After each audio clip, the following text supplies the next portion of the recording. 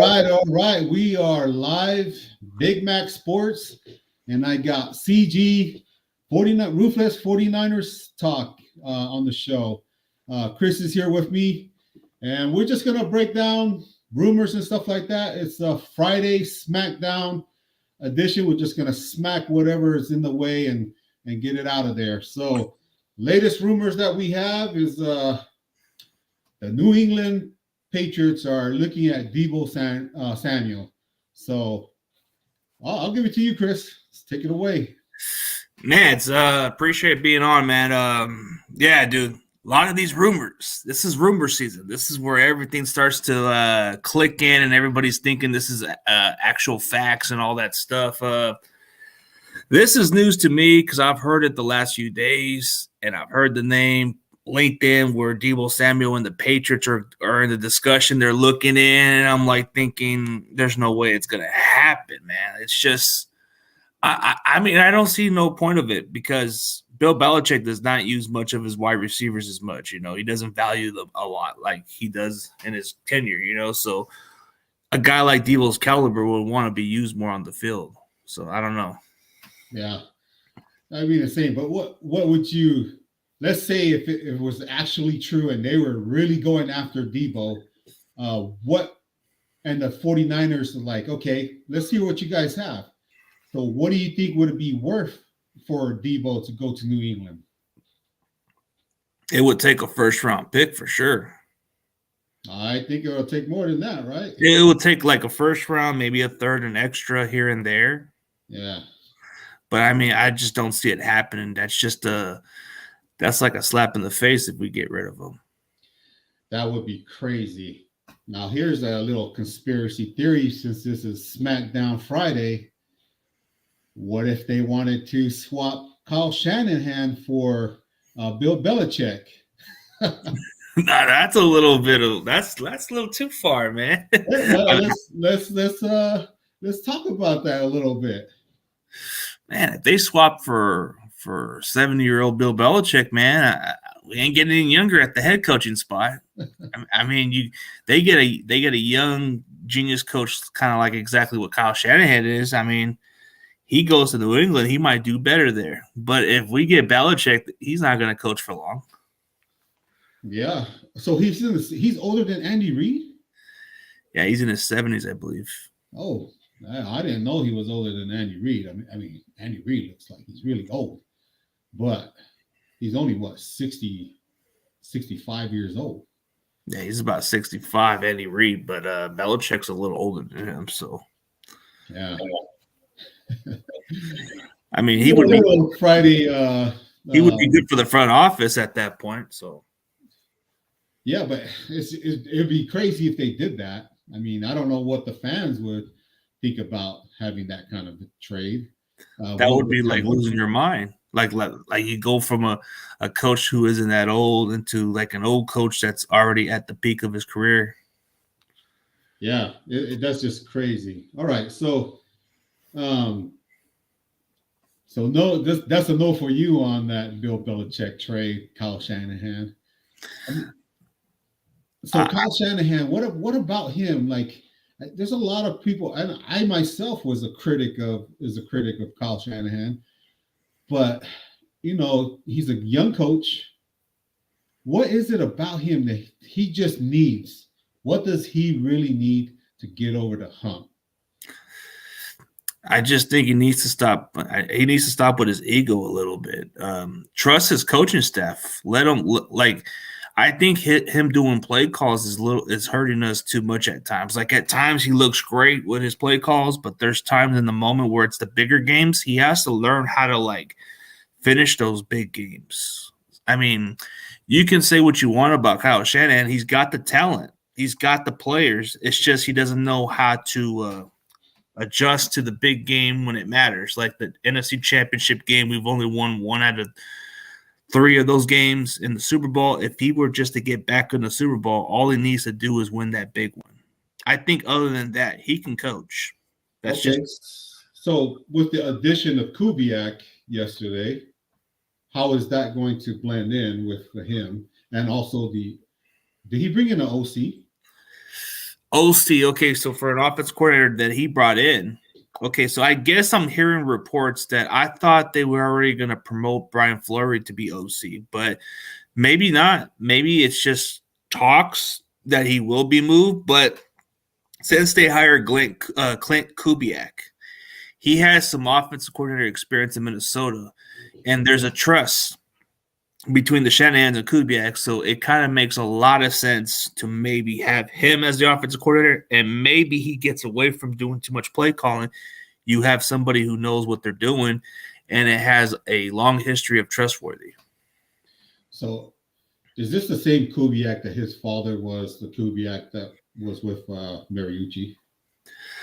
Well, the Kubiak that goes way back is Gary Kubiak and Mike Shanahan. They worked together for many years, and there's that trustworthy factor. I'm just hoping that Shanahan finally gets that play caller that he can trust and not have to do too much. I mean, if he can just learn how to do what he does as a head coach, I think the critics on him could end from here. But my criticism with him is he needs to work on trying to protect the quarterbacks, man. Try to find a way to keep them healthy, because under Shanahan's regime for the last 7 years or 6 years, he's always had the quarterbacks injured. It don't matter. Like, we only have one healthy season, 2019. That's it. The rest of them, how many quarterback injuries have we had? We had a lot.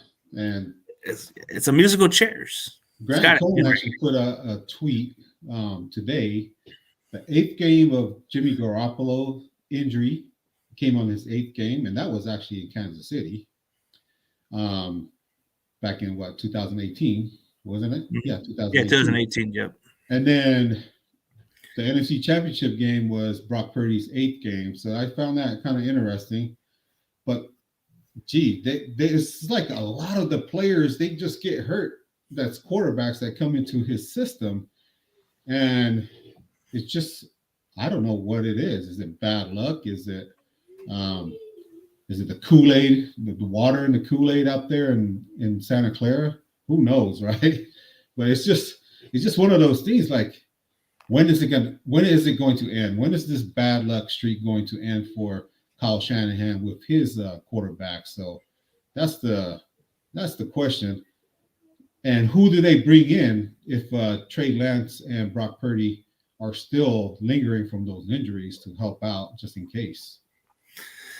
I mean, who would want to bring in a quarterback? It would have to be a veteran quarterback at this point. I mean, it probably won't have to cost too much. You get in somebody who can play the system and do pretty well. I mean, I know this may sound like an unpopular signing, but it wouldn't be a bad idea to bring in somebody like Andy Dalton, who's got a lot of experience.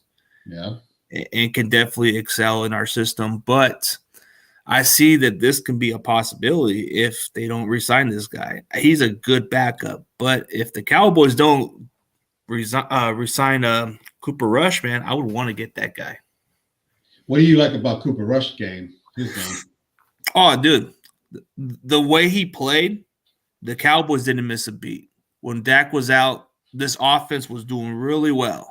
Like, at first, I would have said, yeah, Cowboys are done. Their season's over. But no, when I saw this guy play, man, he was able to excel to the system. He did a really good job. He played like a starter out there. And even though when Dak was out for quite a while, they were still winning games. And that's what I like about him. He was winning games. They were winning not in spite of him. They were winning because he was doing a good job at it. Okay. Well, yeah, I haven't seen much of Cooper Rush's games. The only games that I really watched were the 49er games. And just little clips and bits of here and there of other games. Because I really wasn't interested in watching any other games besides the Niner games. With college football, I try to watch as many games that pops up just because I want to see what kind of players would come out into the league. And so Cooper Rush is your quarterback that you think would be a good fit in this San Francisco in Kyle Shanahan's system. And if there was a guy that they would draft, who would your guy be? I'll list you at least 3 quarterback prospects I've been keeping my eye on. Jake Hader from Fresno State, he seems like a good fit in this offense. He's a natural type of guy that can throw the ball. He can excel at the system. I heard his name pop up a lot is Clayton Tune from Houston. I heard he's really like a solid starter out there. He seemed like a very capable guy who can step in and maybe become a starter down the road, maybe. I mean, he looked pretty good for the Houston Cougars. And then last but not least, the national champion Stinson Bennett. I heard a lot of good upside about him, even though he's an undersized quarterback. I don't know where his draft spot's going to be. Since he had that incident, maybe his draft stock will drop a little more. So I think he still will probably be a viable player to maybe get in the draft to develop. All right. We're going to see a lot of these guys. What is it, in the next 2 weeks? They'll be at the combine, and we'll know for sure where everybody is going to fall in place in the draft. I had an interesting talk with the guy that I like at defensive tackle from Baylor. I was talking to his dad, trying to get him to do an interview with me before everything, and I sent him a message and stuff. So hopefully he'll get on one of these days. But it's just he's like, yeah, we don't know for sure. People are saying he'll be drafted in the second round. Some people have him in the third round. There's a couple people that may take him in the first round, but after the combine, that's when they'll know for sure when everything comes out. A lot of these big boys, they shouldn't run the 40 in the combine because a lot of them get injured when they run that 40. So, and even the really fast guys, they get injured too, man. They pull a hamstring or something. Yeah, they pull their hamstring, and some of them tear it, and they'll be out for like 6 months from running that. So we got a question from McNiner. What's up, McNiner? Hey, the co-host of the 49ers Round Check-In. Of course, you're the newest addition. So, hey, it's always great to have a lot of guys here, especially the Utah guys, right? You guys are all from Utah. Yeah, so let's see. McNiner says, one thing for sure is we will draft a player we have never heard of. Ooh, never heard of, man. A lot of you guys didn't even heard of Spencer Burford last year. I did all the research, man. Come on. Yeah, I never heard of a lot of these people. So now that I'm actually starting to get into this content creation and stuff, I'm starting to look up everybody, and not just guys that I think are going to get drafted, but the guys that are going to be free agents that come out. I mean, a lot of those guys that don't get drafted, they're freaking ballers, man. They're athletes, and they can really play. And I really like the crop that we had last year that they signed and stashed them away into the practice squad. And then it's a telling fact is when they signed them really early, right after the season was over, they signed these guys to that contract to keep them. Yeah, future contract or something like contracts. That. Mm-hmm. So it's really telling that, hey, I mean, the front office and Kyle Shanahan, they know what they're doing because they're signing these young guys and they know exactly what they could do because they see them in practice playing against some of the really good crop of guys that we already have starting. So they already know this. Yeah. Let's see. McNiner put it up here. Yeah, I had that.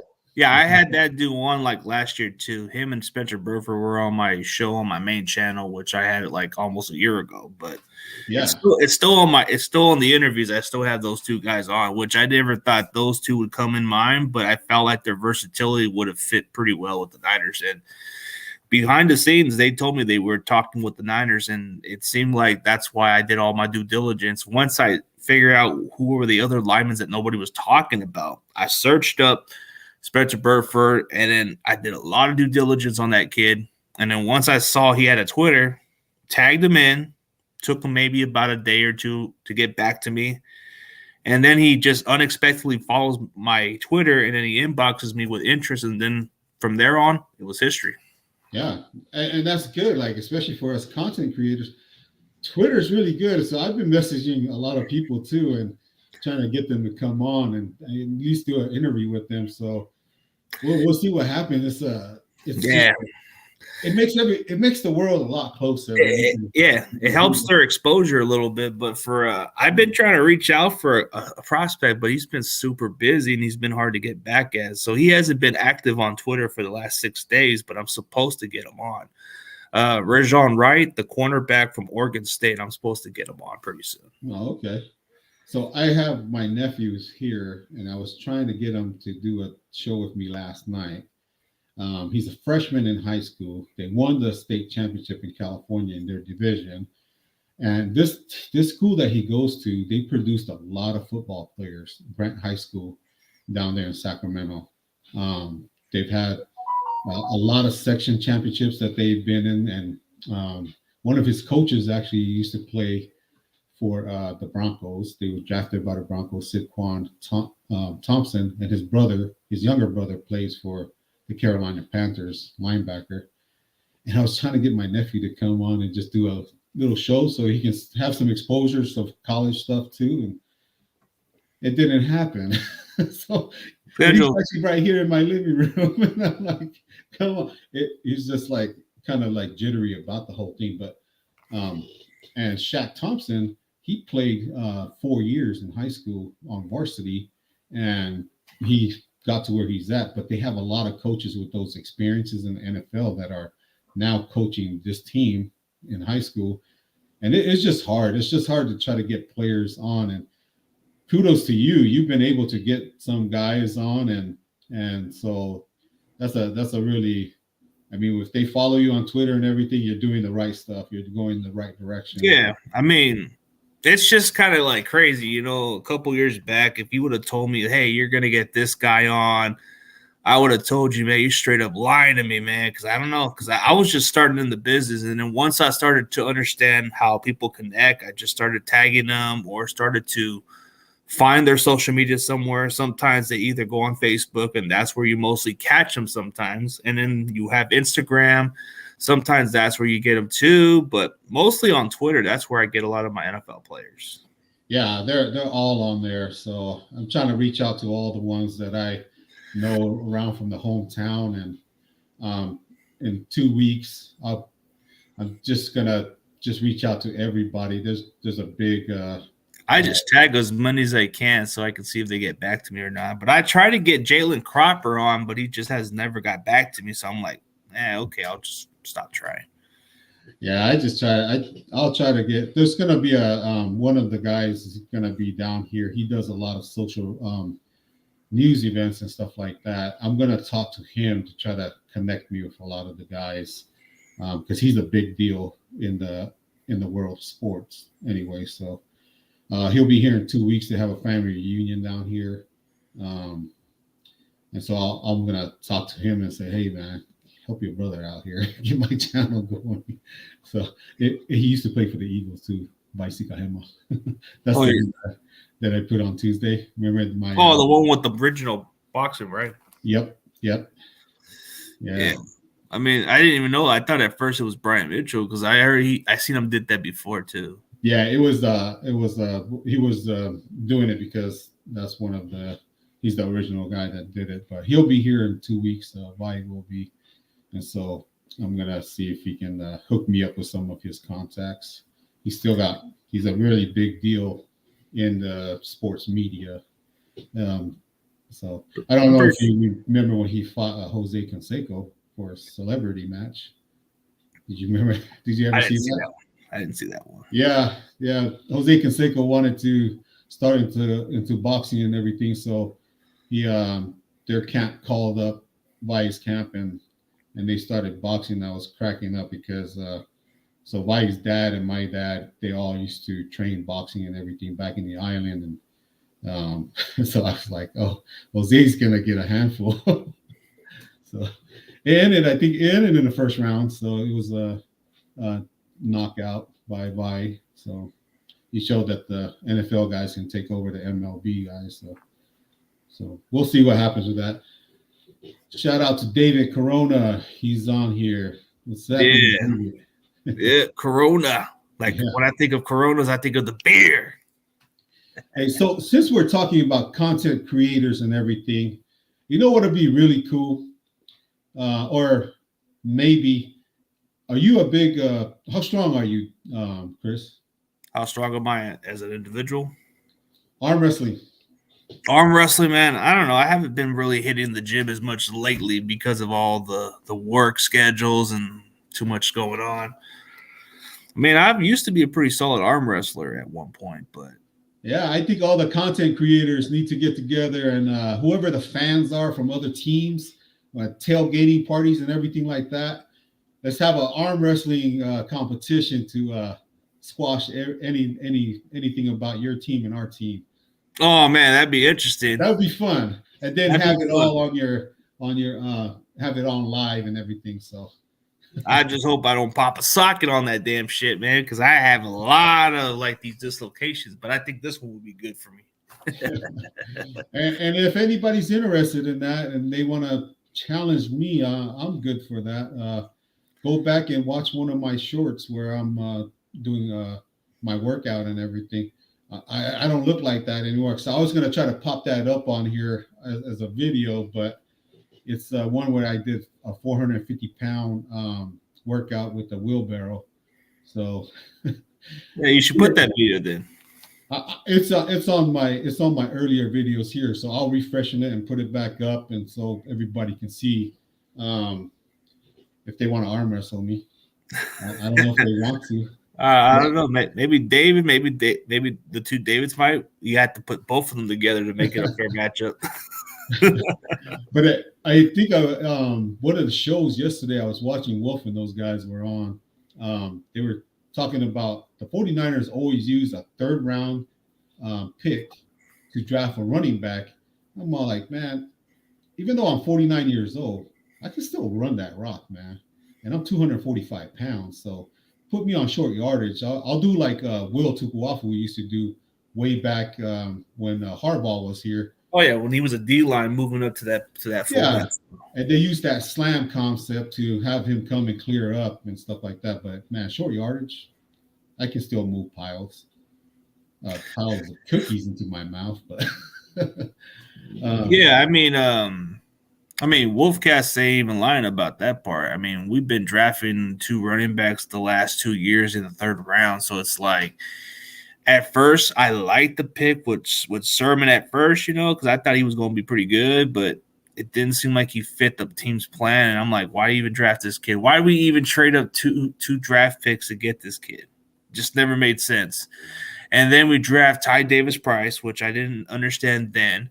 But when I watched his highlight film, I thought he was going to be pretty solid. But nope, they just treat him the same way they did with Trey Sermon. It wouldn't surprise me if we cut him.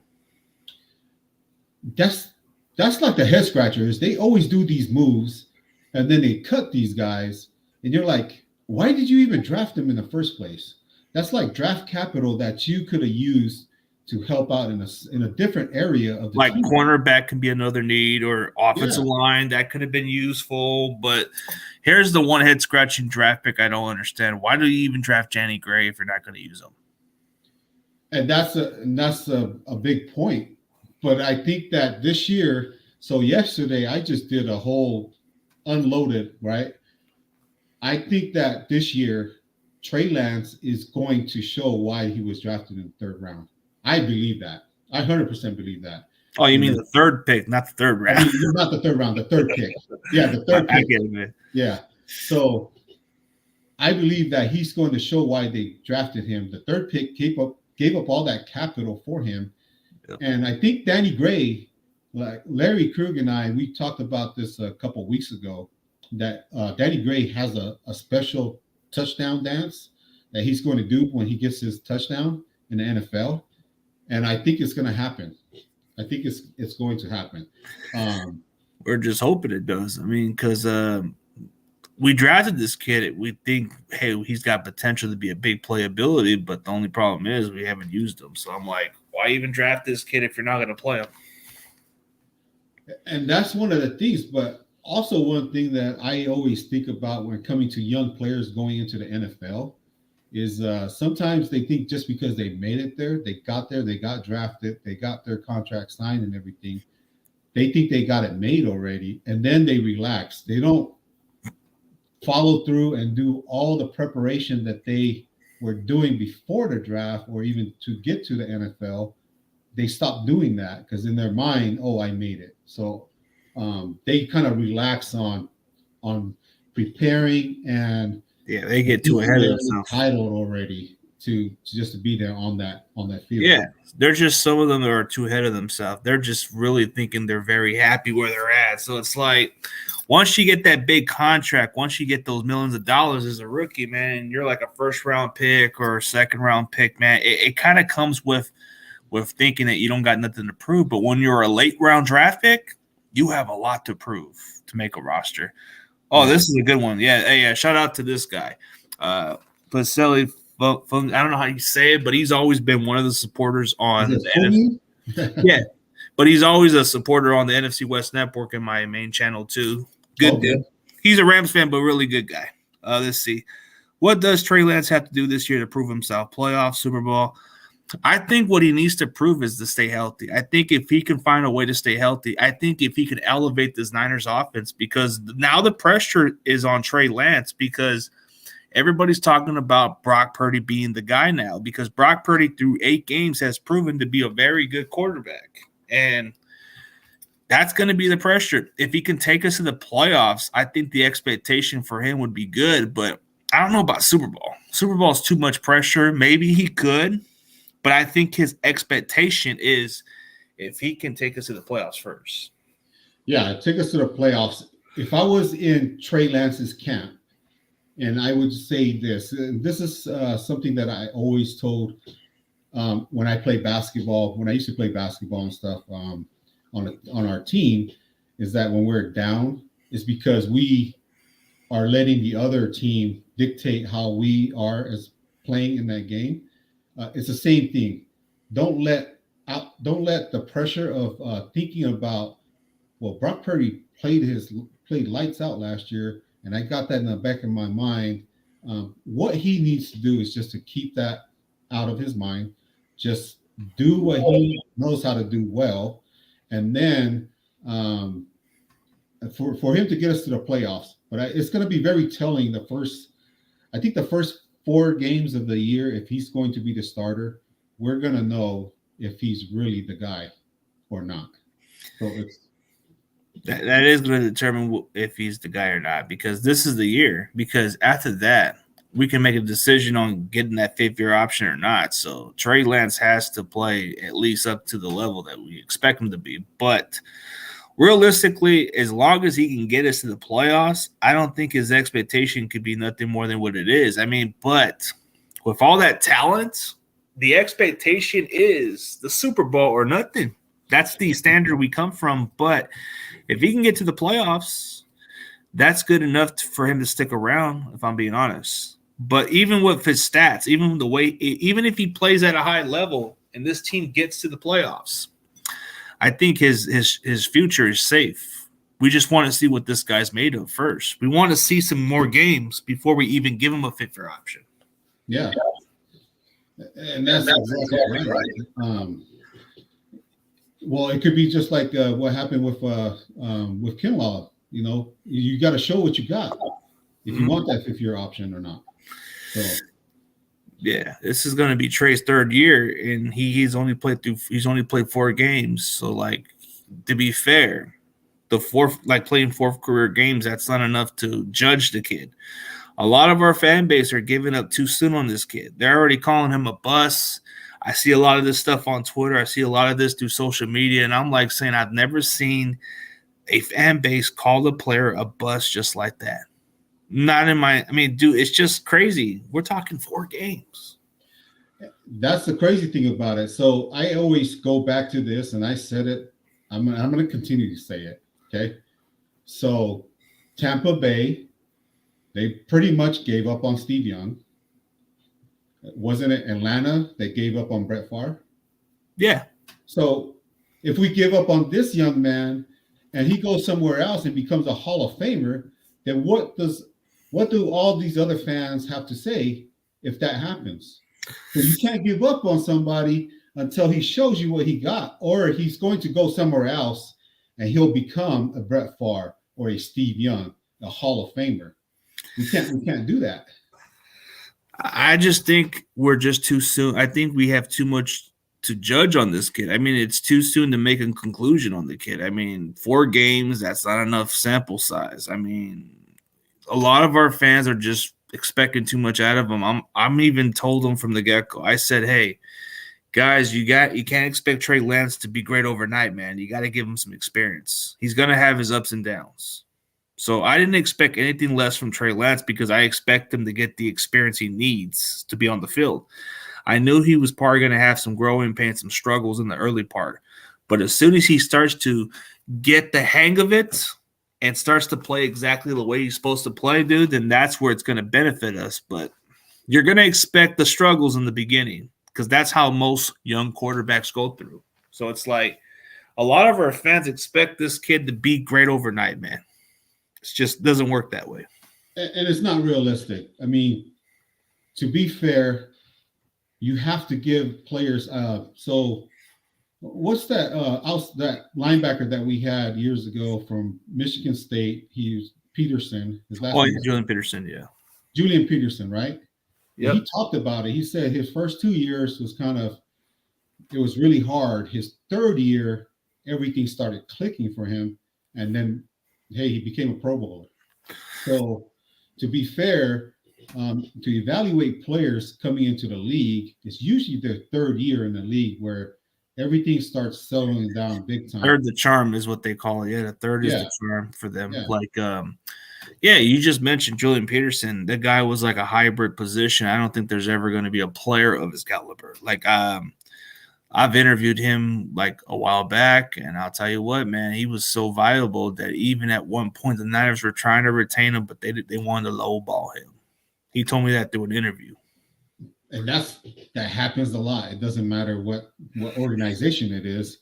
They're going to try to lowball because we need to fill the roster with high caliber players and stuff. And back in those days, I didn't know. I don't know how everything was back then, but it was a lot lower than what we have now. Yeah, but his value was very good to where he needed to get paid, but that's why he decided to go to Seattle. It wasn't nothing personal. When he said on the interview, he said it was nothing personal about going to the rival. He just felt like he wanted to prove himself out there. And what's up with everybody going to the freaking Seattle Seahawks? Well, I guess the Seahawks or the Raiders. Let me tell you something, man. If you are surprised with these interviews, man, I got that Julian Peterson interview. He'll explain to you why he went down there. It's not like at first he didn't want to go there, but they were offering him the contract that he couldn't say no to. Well, I mean, that would be in any profession, right? They offer you the contract that you couldn't say no to. I mean, you would take that contract. So yeah, and he wanted to like really come back to the Niners. It's just when it came down to it, it was just business wise, he never took it personal with them. Yeah. So here is what we have: a right tackle. So we talked about McGlinchey all the time. What would it take for McGlinchey to get it out of his butt to freaking play well on passing downs and stuff? I mean, he just has to do good as a pass blocker, man. It's just McGlinchey is who he is. He's just a very solid run blocker, a run blocker who can just open up the lanes. He's really good at that. But outside of that, man, he's just mediocre as a pass blocker. I mean, he is so terrible at pass blocking that even Micah Parsons can just hip toss him like he's a rag doll out there, and it's just ridiculous. There's a lot that Mike McGlinchey can improve on, but I think he's taken so many years, and I think he's kind of like at that point where I think he needs to bulk up a little more muscle into him. He doesn't look built. If you've noticed it, the way his body is, bro, he doesn't look that built. Yeah, he looks like a bodybuilder that only works out on the upper body, not the lower body. Yeah, he needs to work on certain parts, but hey, but I got to give a shout out to my boy Seahawks Eddie, man. That's one of my other guys, even though he's a Seattle fan. Yeah, I used to live up there in Seattle. It's a beautiful city, man. Gotta tell you, food is great out there. I love the weather out there. Yeah, Seattle is a nice city. I've never been down there, but I heard it's kind of like San Francisco in a way. It is, and they call it the Emerald City. It's really green and everything out there. It's a beautiful city, so Yeah. it's pretty cool. No, I mean, there's just not much that McGlinchey can improve on. It's just maybe he needs to work on his body, like his lower body, a little more. Maybe he won't be pushed over as much. Yeah. I just don't think I don't think he would do. I don't think it's anything convincing for him to stick around. I mean, I think we can do better. So, is it Sakel that they're grooming to come in there, or Burford? Which of our guys are? That's a really go there. That's a really good question. Like, can Burford be the guy to move at right tackle? It's possible because it's not a difficult transition for him to play. But Nick Sakel, I'm hearing that he's projected to be the starting center. I don't know if it's true or false. They've been working with him at center. I don't know, but he can play all the spots, all the offensive line spots, guard and tackle. So maybe there's something there that the coaching staff really like about this kid. And maybe there's something that we don't know. Maybe in the offseason, this kid tries to plug in as the starting center or maybe moves in at the right tackle. But if I'm one of the teams, like if I'm the Niners in general, I would try to put Brunskill at tackle personally. He ain't that bad at tackle. Like he held What his year was it that they were hurt? It was a Super Bowl year that we had some players injured, and we had those guys. We placed them in there, and they played well enough to get into the Super Bowl. Yeah, it was when Brunskill came in there, he did pretty well. But we had he's not on our roster no more, but he used to be on our roster at one point. But those two guys stood out. Yeah. I mean, we have young players that if they put them there, that means that they saw enough and trust them enough to put them in there in the games. And I look forward to seeing that because it's going to be really telling who they sign and re-sign. And then going into training camp, what players are going to be on the field. So yeah, we'll really see here that's the fun part about the off season is that we get to speculate on all these things, and that's what makes good content on YouTube.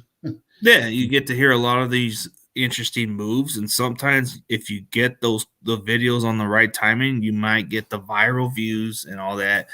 You just have to do it really quick. That's the way you build your content very fast. Once you put the title of the name, they can search the engine and it pops up and it's cool. Sometimes you may get some good amount of views and then sometimes you don't get the bigger ones, but it's always good to try it. So it's like when I did the Clint Kubiak on my main channel, I think it's about 300 views on that one. But it's like it was already there. Like I guess it was maybe about 2 hours when it was reported. And I didn't even notice it was reported then because I was waking up because I work night shifts. So when I wake up on night shifts, I get these news like hours later, and I'm like, and I get it on my notification. I'm waking up, I'm like, man, I'm late on these damn newses, but I'll just do it anyways. It's like I'm Mr. Late because I work the night shift.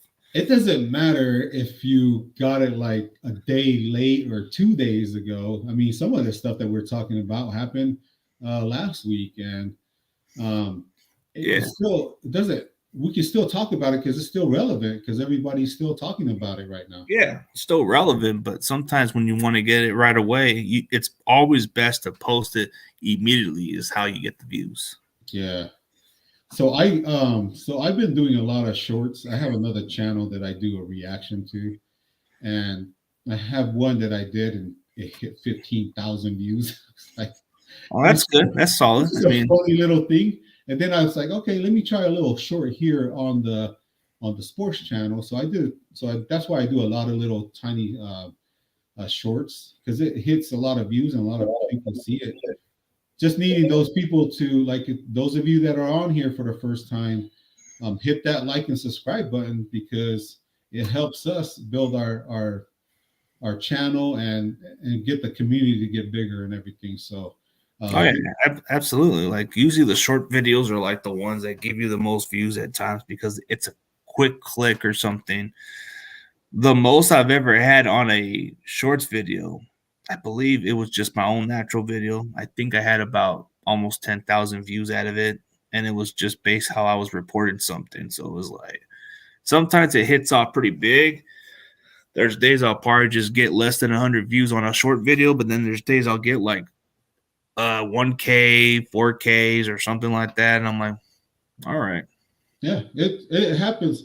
And I find out that most of the time the title really matters. And so Yeah, it does. it's And so then hard for me to create that title too. Like, the titles kind of get their interest, and you have to put the thumbnails too. The thumbnails is like, if you're going to do some videos of stuff like that, you have to put on some good thumbnails on the picture, because when they want it, like for a subscriber, if for people who are want to watch content, if they see a nice thumbnail, it doesn't matter how you do the video. If it has a nice title to it, they're going to click it. Yep, it sure is. It's pretty cool. So just doing all this content creating. So all of you that are just joining now, this is Chris Gonzalez with me with CG Ruthless. And we're just talking SmackDown on a Friday. I like this kind of like WWE feel. Yeah, SmackDown, man. We're just smacking down all the rumors and everything, all the stories that are out there right now. And yeah, smack down the rumors, man. You're throwing my government name, son. I'm just playing with you, man. Hey, here's another rumor. I invited Chris here to sing. You guys want to hear Chris sing? Nah, I can't sing. Yeah, but if I could sing, I don't know if you watch Rombo Sports too, but he's in there. He's singing to the top of his lungs. I'm like, man. See, there you go. You got it right there. So Nathan Z says Pats fans really thought they were getting Debo. They got the smackdown on that one. Damn, they got laid the smackdown, man. But I'll tell you what, man. I'm gonna sing a little bit. I'll give you a little song. I'll do a little rhyme rap. All right. All right. Let's hear it. Do a little beat sound. Man, I have no idea. Oh, go ahead. Yo. The New England Patriots thought they were going to get Deebo Samuel, but they got nothing but false news, man. It's clickbait. The Patriots were hoping for a Deebo Samuel, but they didn't get it. It was all a dream. Just like Biggie said, it is all a dream. It was all a dream. And that was just a little, see, that's a little singing. I can't do that, but I did my best. Anybody want to come on this channel, you got to be ready. I can't sing really good either, so I can't either. Right. But I could do a little trash talk. You did a really good Rombo though. That was a good Rombo. But he does it kind of like in a squeaky way. I can't do that.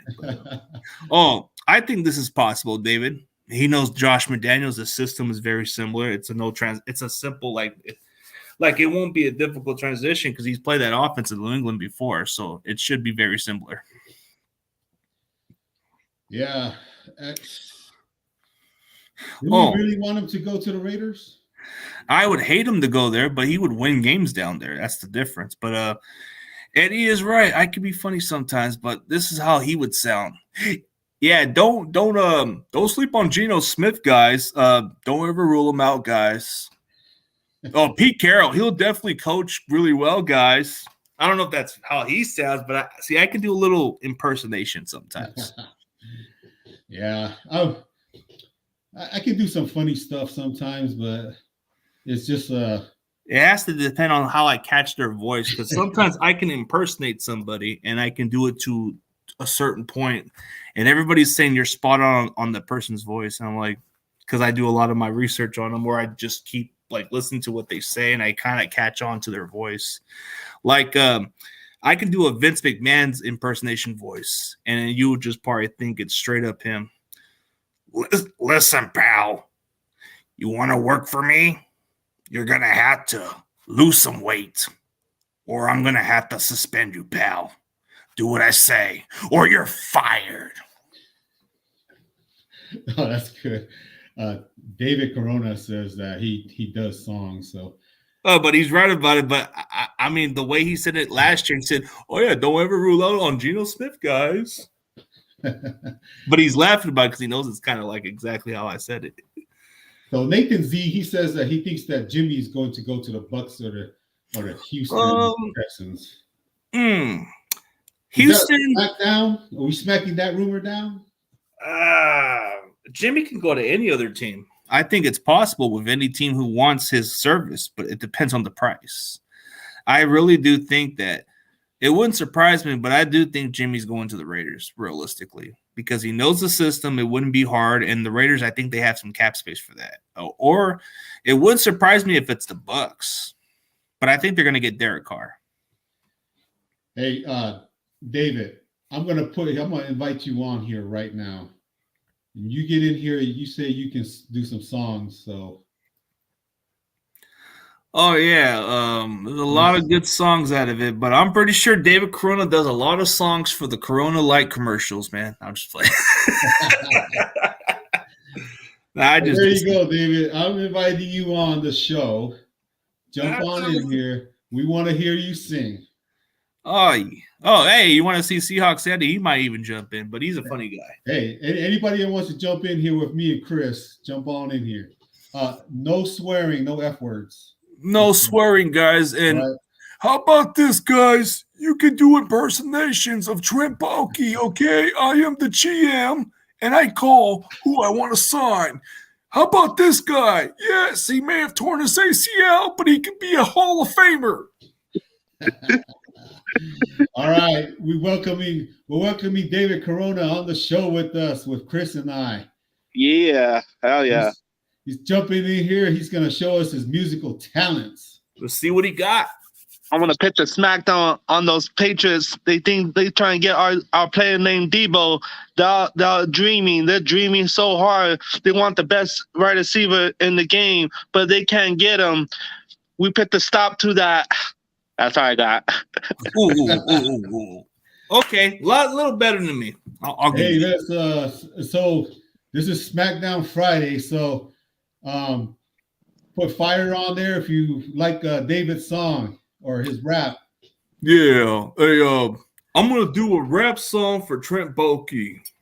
Hey, yo! The Niners are going to sign Deebo Samuel, but guess what? I paid Christian Kirk so much money that the Niners are going bankrupt.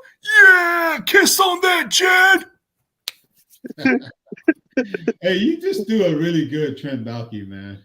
He sounds like John Laurinaitis, if you guys know who he is, man. That dude's so funny. People power.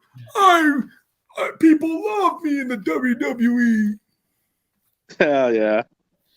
So, David, what's up, man? Tell us some of your thoughts, man, on these rumors, trade rumors. People are trying to get our guy Debo. What's up with this New England people trying to do some stuff with our team? That'd be all bad if they trade him, because look at what happened to Kendrick Bourne. He's over there at 49ers. You know what I mean? And he's not dancing a whole lot, is he? Nah, he's not. Like it, and Bill Belichick's coaching him like he's not like he's a kid out there. Yeah, and he said the last time he talked, he said the 49ers training camp is soft, and when he gets to the New England Patriots, it's hard. It's harder because Bill Belichick makes him work more harder, and Kyle Shanahan. I don't know, but if you get injured on the San Francisco 49ers, it's because you got your butt worked. You really got worked. So if you're on the 49ers team and you're just throwing a whole lot, and let's say Trey Lance, he threw a whole lot, and he's like, oh, the arm fatigue is because I only had 2 days that I missed without throwing. I think your muscles, man. I think he went 20 straight months throwing the ball. That's a lot. Absolutely. Yeah, that's wild. You can't do that. I don't care who you are, man. There's not to rest up the body a little bit. Yeah, you can't do that. You got to let your body rest. You got to let those muscles rest, and then get back. That's just crazy. Yeah, we're on to our opponents. This is why this is the Patriots way. David, did you just leave us because of your song, or what's up, man? His reception. Nah, I'm still here. Okay. I'm just putting some clothes in the dryer real quick. This guy should have. We're about to talk some smackdown on you, David. Hey, no. David Corona, man. David Corona's reception was so bad he caught the virus, man. Bam! Oh yeah. It rhymes a little. I just play it. Hey, your reception was so bad we caught the coronavirus, man. All right, guys. That's we're gonna end the stream now. So, David, you have any last words before you throw that in the dryer? Hopefully we get some good free agents coming up, and Kyle Shanahan needs a draft pretty. We need a couple edge guys. I'm thinking, and maybe draft a rusher, edge rusher, and after that get a draft a right tackle. Because I don't think Minichi's coming back because he's garbage. Oh yeah, I agree, man. He's so garbage, man, that Michael Parson even just gave us the clear message, man. Like, this guy's soft. This guy. Oh, let me hip toss this guy real quick. This is your right tackle. Yeah, hip toss him, dude. Like, that's like a hip toss from wrestling. Man, he's just like, bam, just threw him like nothing. Dude, I was gonna do a reaction video of that video, and I was gonna say, what did I just see, man? This is why he's overrated. Is this the right? Let's all do one. Let's all do a reaction to that hip toss that was done. Hey, we should do it together, man. We should all do it together. But hey, it was fun, man. But maybe in the addition, maybe I'll do a show later. But Barry would have to be on a Monday, man. I've been trying to like balance a little bit of everything. Yeah, I got I'm gonna try to do one with Jesse Naylor next week, so hopefully we can get that collab going. But yeah, let's continue doing this together. Yeah, Monday night. You're gonna do Monday night, right? Monday night. Yeah, I got you. I'll say it like I was gonna put in like I was gonna do like a stream with the bargain market option because the Niners always go bargain with the edge rushers and all those players. I already have like 3 players in my list, so it's like. There's going to be some guys that you definitely need to watch out for because we always tend to sign those guys that nobody talks about, and they end up being pretty solid. Like Ebicom wasn't a big name, and we signed him to a 2-year deal. I mean, Arden Keat was but Arden, yeah, but no. I think Ebicom's priced himself out a little bit. I think we might be able to afford him, but I think at his range, I don't think I would want to bring him back. Yeah, get somebody else in the draft and get a younger guy and let him work and let Nick Bosa show him the ropes and let him get better like Jackson. Oh yeah, that's what we need. But I'll give you guys some names, but that's in the next episode. I'll give you a couple of names we might get in free agency, but they're not big names. Just DM us and then we'll do our homework over the weekend for a Monday night showdown. Yeah, the round check. Monday night showdown. Check up, man. Hey, and if anybody go to I'm going to post up my earlier videos from my channel that it didn't have anything to do with this. It was my workout. So you guys can see if you guys want to arm wrestle before we're talking about all the other fans from the other teams. You guys want to arm wrestle any one of us content creators, or who do you think can beat me in an arm wrestle out of all the content creators out there? I'm not talking about you, Chris. You're an arm wrestler, so anybody. I was an amateur wrestler. Can I use 2 hands? If there's somebody who may give you a run for your money, man, it might be the Beast Rider. Who's the Beast Rider? So I gotta see who that is. He used to be a part of the Niners, but now he works for the Raiders. Oh hell no! Oh, no, talking about Tim? No, Ryan Sakamoto. Oh, Ryan. He ain't got no chance. I got some. He's all built, bro. You said who can match up to you? I don't know. Maybe he give you a run for your money. He got no chance. He's lightweight. How much do you weigh? I'm 245. Oh, 245? Yeah. I'm thinking of somebody who might match up well to you, man. The Big Show. Ryan is not. He's not. Mad Dog, the Giants content creator. That dude can talk on the mic, but he might give you some run for your money. All right. I'm old too, so he might break my bones. I do Shizzle. He works out the gym too. Like, he even has a workout video and his own separate channel. Dude, that dude's a successful YouTuber, but he can talk on the mic.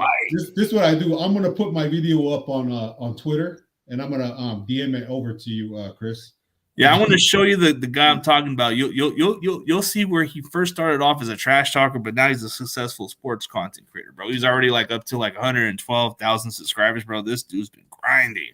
No, if you're talking about Ryan Sakamoto, I know who Ryan is. When he used to cover the Niners way back when he started. That dude's and he's over here. He's in Vegas right now. So he was on with who was he on with? They were collaborating. I worked with him in the past before, like before he left this team. I was on his show at different occasions, but it was a while back. Yeah, definitely. He's got to be like about 220 pounds to. But he's chiseled as hell. Yeah, I mean, you can be chiseled too. I think he works out. One of my buddies that down there in Vegas, he works out all the time. I think your easiest matchup would be Grant Cohn for your money, bro, because he's a big name. You'll probably just. Let's just put that out there. I'll challenge Grant Cohn to a arm wrestling contest. How about David Lombardi? Can you give him a little matchup too? David is big, man. That boy's big boy. But he's a big boy. But he doesn't. I mean, he seems like he hits the gym. If I'm being honest. Yeah, we can do it. I'm up to it. But Pat McAfee. What about Pat McAfee? Give him his run. Oh, but he's a punter.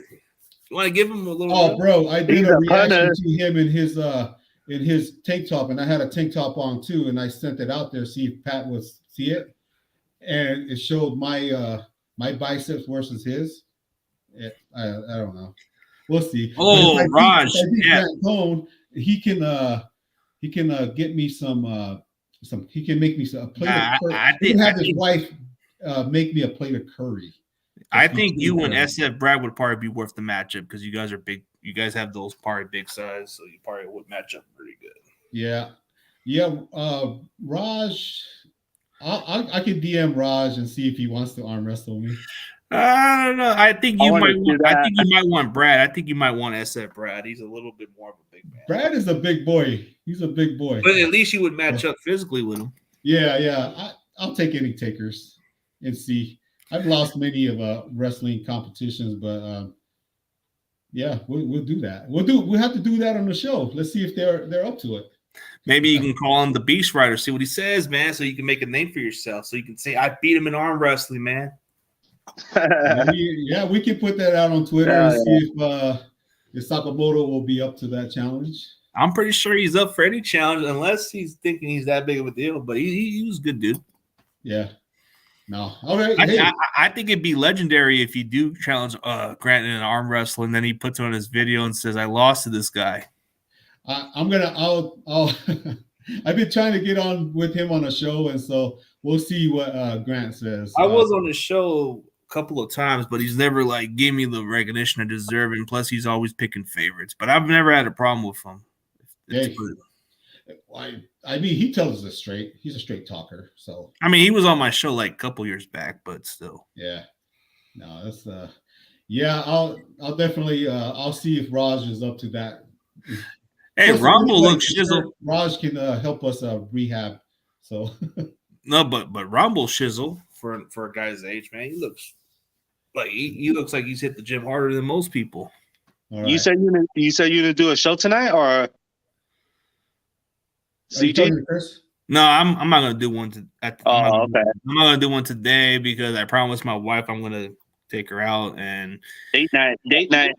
Yeah, I've been doing date nights for Fridays, so I've been keeping my promise and not try to like go into the podcast as much because stuff. You know what happens when you lie and the wife gets upset. She gets upset on the live show. Not on a live show.